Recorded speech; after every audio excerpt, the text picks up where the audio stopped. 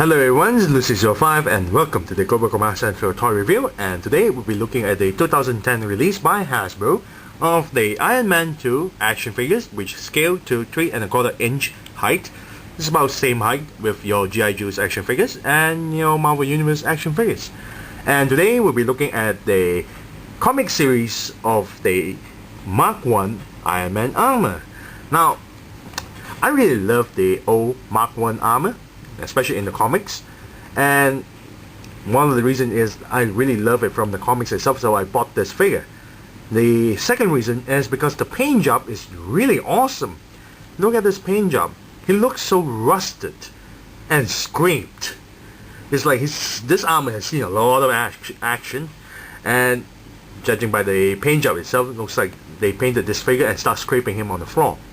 Really not bad. I really love this weathered down paint job. And then you got the snap-on repulsor blast here, and the file card for the armor, which comes with, I believe would be 3 or 4 pieces, and there's a base stand here, if you can see it. And at the back here you got the bio about Tony Stark building this primitive armor that is strong enough to hold his own against the likes of the Hulk. I really didn't know that. And then there's a picture of the Mark 1 armor, or the classic armor, with the snap-on repulsor blast, which is kind of weird because I never seen the old armor, well, firing a repulsor blast before. Or maybe there is, I'm not too sure. I simply can't remember in the old comics. Here we have the rest of the line, the comic version War Machine, which I really wanted to get this figure because it looks really awesome with the missiles shooting out. There's this small little snap-on missiles going on here, and the stores in Toys R Us and other toy department stores are not carrying this, and I believe I would never step into a scalper shop to get this when you can actually get it in Toys R Us. Here we have Crimson Dynamo, which I already got in this figure, and I really love supervillains, especially Crimson Dynamo. Well, okay, he turned the good guys, but whatever. I got this figure, so we'll be reviewing this figure soon. And you got the gold and red classic armor. Really nice. So, without further ado, let's open up this package so I can molest the toy. Be right back. And we're back after removing the figure and the rest of the stuff out from the packaging. Now, let's take a look at the base stand and the card. The base stand is an interesting design. As you can see, there's a peg there to hold the figure. There's a hole at the bottom of the feet. I really wish they add the name for it. Well, that's too bad. But the base stand actually allows you to hold the card itself, which is a nice touch because there's slots there for you to hold it. And the card, this is the base of the card itself that shows the torso. And a transparent card that shows the leg, and then you connect them. Well, place them together, and this is a card that shows the arms and head. Very nice. You can interchange with these cards with the other figures' cards. And it shows the stats on the bottom here. I have no idea what each of these stands for. M5V, R2Q, and HH9. Barely able to read this stuff. And that's about it. It's a really nice touch.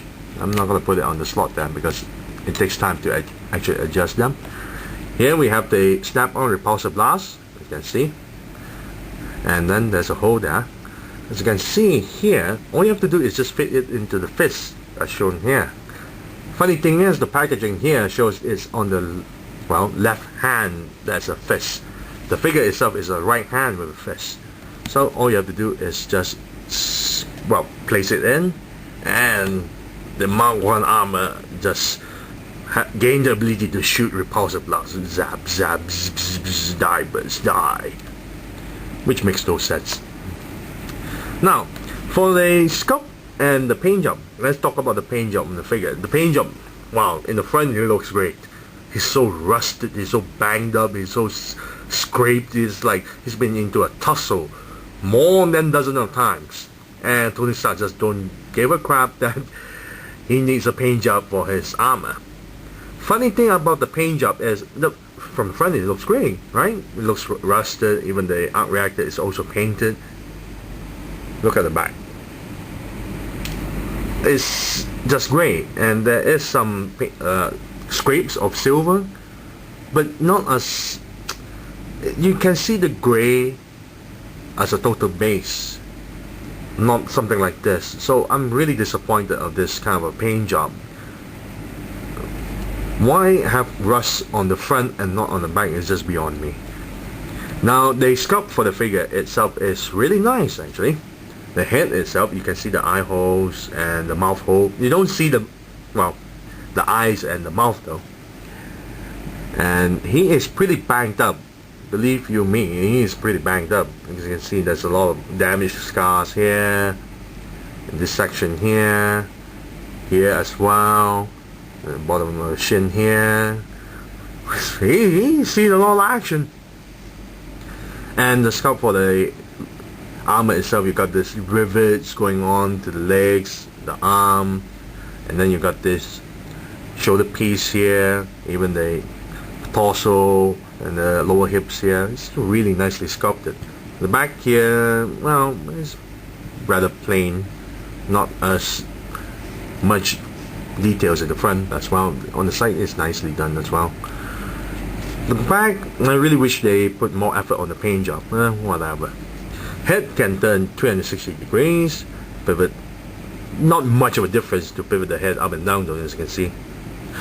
Torso, oh god, the torso, it's like, it doesn't make much of a difference to give him a torso if you're just gonna limit him with this kind of limitation to his movement. Look at this, can't even pivot backwards, forwards, can't even go much to side.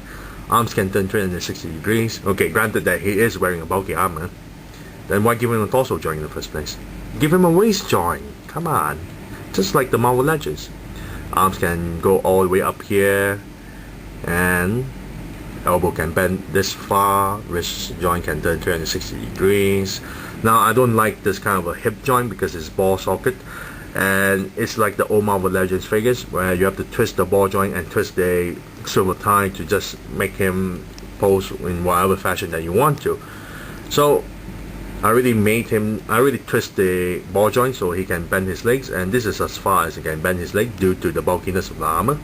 Double jointed knee that goes all the way to the back like so, and it's a bit loose though. And the ankle joint can pivot downwards, upwards, and that's about it. You can't go side to side on the ankles, but it can go 360 degrees. So he looks really nice, yeah, except for the back though. Let's do some size comparison. I have the classic red and gold armor. As you can see, the bulky armor just look at this.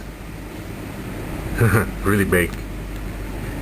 And I have Cobra Commander here.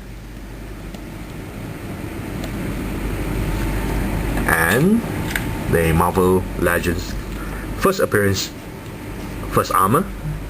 Look at the difference in the paint job. This is silver. This is like rust bucket, you know. It's a walking rust bucket. So overall, if I'm going to give a rating of this figure, he looks nice in the front. He looks really disappointing to the back. And I really don't like the ball joint hips, and I don't even see a point in giving him a torso joint. Just give him a waist joint. So if I'm going to give a rating of this, I'm just going to give him a 6 out of 10. So there you have it. This is the annual review for the comic series Iron Man, for the Iron Man 2 action figures. This is Lucy05, and I'm signing off.